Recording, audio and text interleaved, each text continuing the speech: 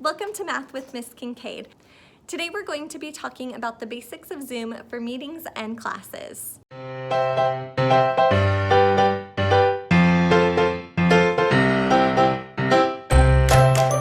Whether you've never used Zoom before or you've used it several times for meetings or classes, this video is going to help show you some of the basics of Zoom, some of the basic functions that you can use to help make sure that your meeting is as successful as possible.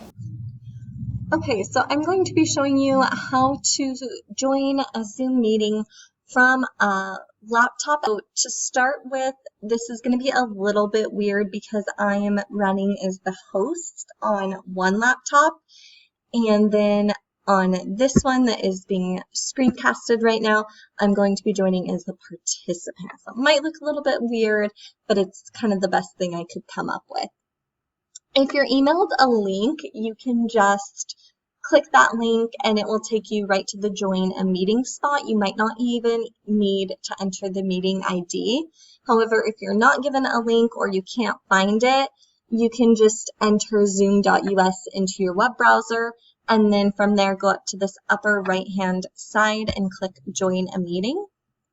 So I'm going to go ahead and enter meeting ID that I've been given. You should be given this ahead of time. You're not going to be able to join without it unless you have a link that you're following. So I'm going to go ahead and enter my meeting ID right now. Okay, so I've entered my meeting ID. I'm going to go ahead and click join. And then I have the most security possible as a host set right now. So it's going to ask a couple questions that you may not be asked. To start with, it should pop up with this little box that will give you the option to open Zoom meetings. This might look a little bit different depending on your web browser. I am using Google Chrome. So since I said I'm going to be having the most security possible, mine's going to prompt me to enter my meeting password. You should have this ahead of time, so I'm going to go ahead and enter my password right now. Okay, so once I've entered my password, it's going to bring me to this particular screen where it's going to show me a preview of what my video will look like with my video on if I'm joining with it. You can turn this preview off if you want, if you don't want this to come on before you join a Zoom meeting. I kind of like to have it on because then I can see what the other participants are going to be seeing, and if maybe there's something I didn't realize in the background that I need to remove, or maybe I need to move somewhere else. So I'm going to go ahead and join with video. One more step, as the host, I have to approve all of the participants, so you'll get this screen that says, please wait, the meeting host will let you in soon. And this is why it can be really good to make sure that you have your actual name entered before you sign into the meeting. If you're signing in as a guest, it will just ask for your first and last name. Mine didn't do that this time because I have an account, so I'm working off of my account, but you don't actually have to have an account.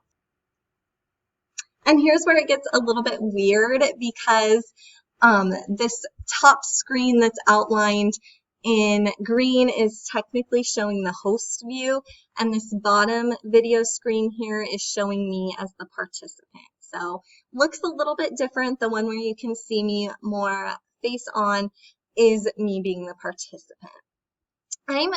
Normally I would click this join with computer audio.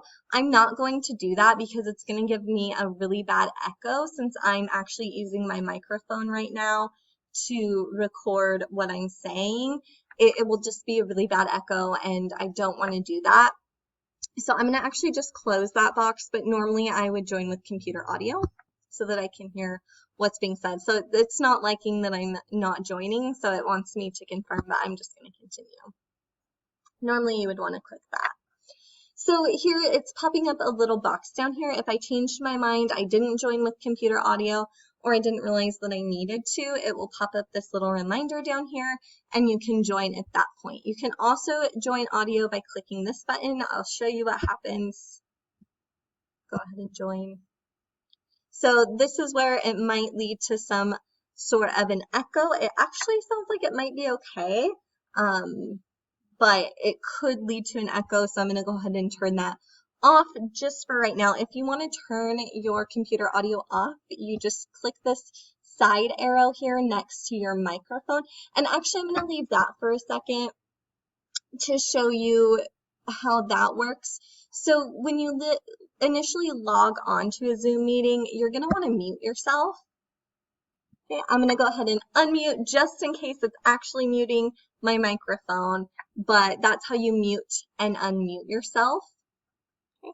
And then I'm going to go in, and if you need to turn your audio off or you need to turn it on, or maybe you're having an issue, so up here is where you can choose which microphone you're using. I don't have any sort of external microphone set up, so it's just automatically defaulting to my laptop microphone. If you have an external microphone, you could choose that here. Speakers, I don't have any sort of external speakers, so it would just be coming straight to my laptop speakers. You can adjust that setting here. If you're not hearing what's going on, but your audio's on, this might be the issues. You might need to switch your speakers. Also make sure down here that your computer volume isn't muted. If it's muted, that might give you audio issues as well. So that's a few different ways you can control it. You can leave the computer audio. You can switch to phone audio, which means if I put my phone up to my ear, I would hear the audio that way. If worst comes to worst and you can't get the audio to work through your computer, you can always join with phone audio. You can test your speaker and microphone. I always encourage you to log on to the meeting early, at least 5 minutes, if not 10 minutes before it starts, just so that you can test all of this out and make sure that you're good to go when the meeting actually starts. I'm going to go ahead and leave computer audio just because I'm not sure if that's causing issues right now. But I just wanted you to see those different options. Video is right here, so if I'm going to maybe get up and go to the bathroom, or somebody walks into the room and I don't want all the other participants to see what's going on, I'm just going to stop my video. So I stopped my participant video, so as you can see, my host video is still running. You can actually change these settings. So I've never done it personally. When I stop my video, I just leave it to where it shows my name. But sometimes people will put in like a fun picture of themselves when they stop video. You can change those settings by clicking the arrow next to the video, and that would be under video settings. So you can change what it looks like. You can change what video it's using. So if you have an external camera, you can set it to draw from that one. You can change your ratio. It's different settings. You can touch up appearance. You can hide non-video participants. This can be useful if you're on a class or a meeting where everyone decides to turn their video off. This can be nice to just hide them so it's not clogging up your little feed along the side or your view. Here's also some other settings, so it will take you to the audio settings where you can adjust your audio settings. If there's a screen share, it will take you to that. Okay, so some different settings there that you can try. Side by side is a great one for that. Virtual background, you can change your background up if you want, if you don't like what's happening in your background. My one recommendation with that is pick a background and leave it. Don't keep changing it throughout the meeting. It's super distracting. Choose a background that's not going to be distracting. It's okay if you don't like what's happening behind you, but just keep it with something pretty basic, maybe a scene of the outdoors, maybe a scene of a fake house that's just very clean in the background. Just try not to have it be really distracting. If you're in a Zoom meeting with your friends, it's okay to have a little more fun with it. But if you're in a class or in a meeting, it's better just to keep it simple and basic so that it doesn't distract from the meeting itself. So some other settings that you can access from this screen are recording settings. So you can, if the call is being recorded, you can choose a location for those files when the meeting ends. You can have a different file for each person who speaks. So there's several different recording settings that you can choose there, including adding a timestamp. There's some keyboard shortcuts, so these are super handy. One, for example, would be the start-stop video. You can see I have mine turned on. So this means that instead of always needing to go down to this bottom banner and selecting stop start video, I can just hit Alt-V and that will start or stop my video. It can be a lot quicker sometimes. So there's lots of different keyboard shortcuts that you can set. I would encourage you to go into the meeting early so that you have time to scroll through these and set up your keyboard shortcuts so that they'll be as effective for you as possible.